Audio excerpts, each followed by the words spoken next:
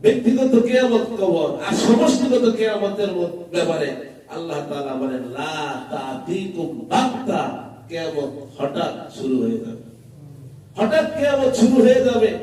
আল্লাহ নবী সাল্লাল্লাহু আলাইহি ওয়াসাল্লাম হাদিস শরীফের মধ্যে বলেন, মানুষ খাবারের লোকমা হাতে উঠাইছে, এখনো মুখে দিতে পারেনি, এর মধ্যে কিয়ামত শুরু হয়ে যাবে।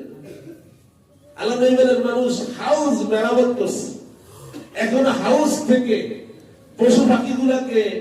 পশু পাখিকে পানি পান করাতে পারেনি, এর মধ্যেই কিয়ামত শুরু হয়ে যাবে। বিশ্ব নবী মুহাম্মদ রাসূলুল্লাহ সাল্লাল্লাহু আলাইহি ওয়াসাল্লাম বলেন, কাপড়ের কাঠটি খুলছে, ক্রয় বিক্রয়ের জন্য কথাবার্তা চলতেছে, এখনো বিক্রয় চুক্তি সম্পাদন হয়নি, এর মধ্যে কিয়ামত শুরু হয়ে যাবে।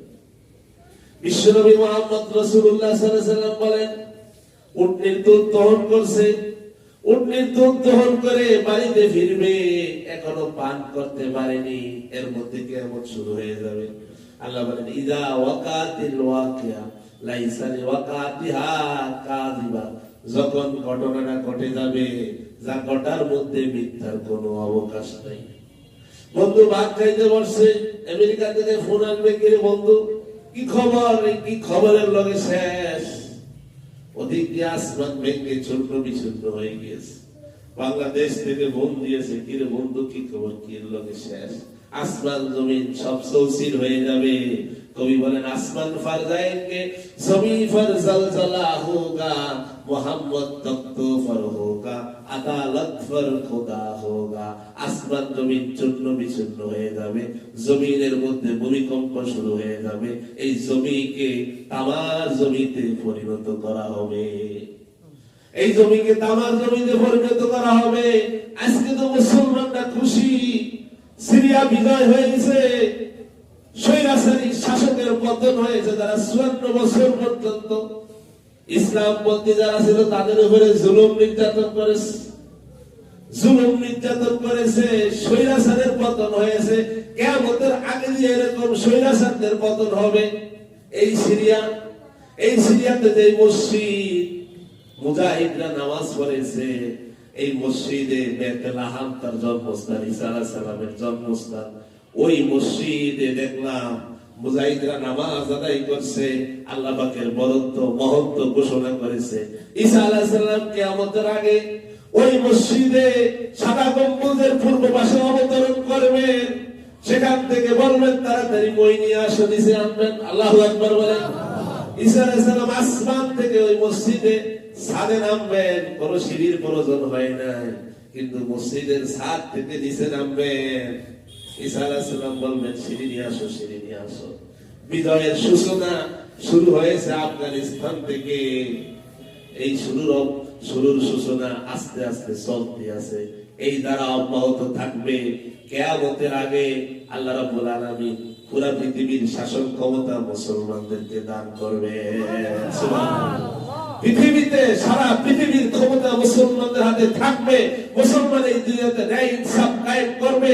সেই সুদূর সিরিয়া, যার রাজধানী হলো দামেস্কে, এই দামেস্কের অনেক কথা বিশ্বনবী হাদিসে বলে গিয়েছেন, মুসলমান শাসন করবে, মুসলমানদের সেই ক্ষমতা আস্তে আস্তে আসতে থাকবে।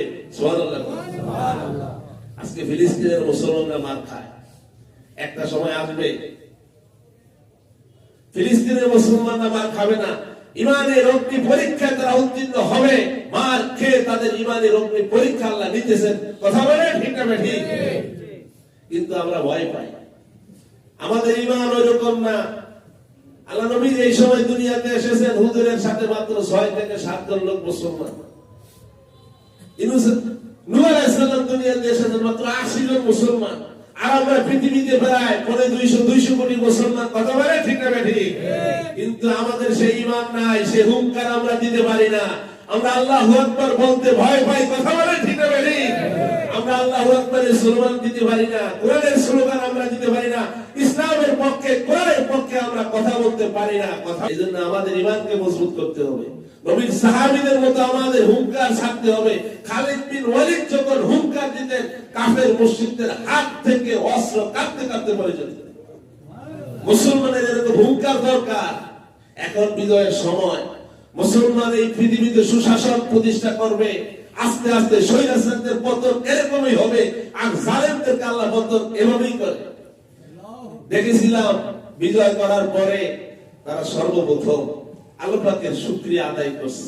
সুবহানাল্লাহ, শুকরিয়া আদায় করছে। বিজয়ের পরে শুকরিয়া আদায় কিভাবে করতে হয়? বিশ্বনবী যখন মক্কা বিজয় করেছেন কি করছেন? সবাইকে সাধারণ ক্ষমা ঘোষণা করছেন। এরপরে শুকরিয়া স্বরূপ হুজুর নামাজ আদায় করছেন, কাবা ঘরকে মূর্তি মুক্ত করেছেন।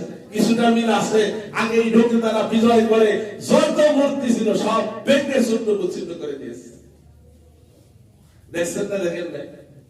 যত মূর্তি ছিল 54 বছরে সিরিয়াতে যত মূর্তি বানাইছে সব শেষ করেছে। তাহলে সেটা সেই মক্কা বিজয়ের সাথে কি আছে? মিল আছে। এরপরে তারা নামাজ আদায় করছে। যে মসজিদগুলোতে নামাজ আদায় করতে দিত না, যে মসজিদগুলোতে নামাজ আদায় করতে দিত না, আল্লাহর বরত্ব মহত্ব ঘোষণা করতে দিত না, আল্লাহর কুদরতি পায়ে সিজদা দিতে দিত না, সেখানে তারা সর্বপ্রথম ঢুকে আল্লাহকে সিজদা দিয়েছে। সুবহানাল্লাহ। আরে বিজয় অর্জন করার পরে শুকরিয়া এভাবেই করতে হয়। কথা বলেন না? গান বাজনা, শোক মিছিল, না বিজয় মিছিল? আল্লাহ আমাদেরকে এর থেকে হেফাজত করুন। আমিন বলেন। শুকরিয়া আদায় করতে হবে আল্লাহর বরত্ব মহত্ব সবাই করার মাধ্যমে। মুসলমানদের তাকবীর হবে আল্লাহু আকবার, মুসলমানদের তাহরির হবে আল্লাহু আকবার, মুসলমানদের শামসির হবে আল্লাহু আকবার। আল্লাহু আকবারই মুসলমানদের মূল মন্ত্র। কথা বলেন ঠিক না ঠিক? মুসলমান মৃত্যু থেকে জন্ম থেকে মৃত্যু পর্যন্ত ঘোষণা করবে আল্লাহু আকবার। কথা বলেন আল্লাহু আকবার। মুসলমানদের স্লোগান আল্লাহু আকবার। মুসলমান আল্লাহু আকবার স্লোগান থেকে কেউ সরাতে পারবে না। কথা বলেন ঠিক না ঠিক? আমাদের মৃত্যু পর্যন্ত আল্লাহু আকবার স্লোগানকে আঁকড়িয়ে ধরার তৌফিক দান করুন। আমিন। ওয়া আখির দাওয়ানা আলহামদুলিল্লাহি রাব্বিল আলামিন।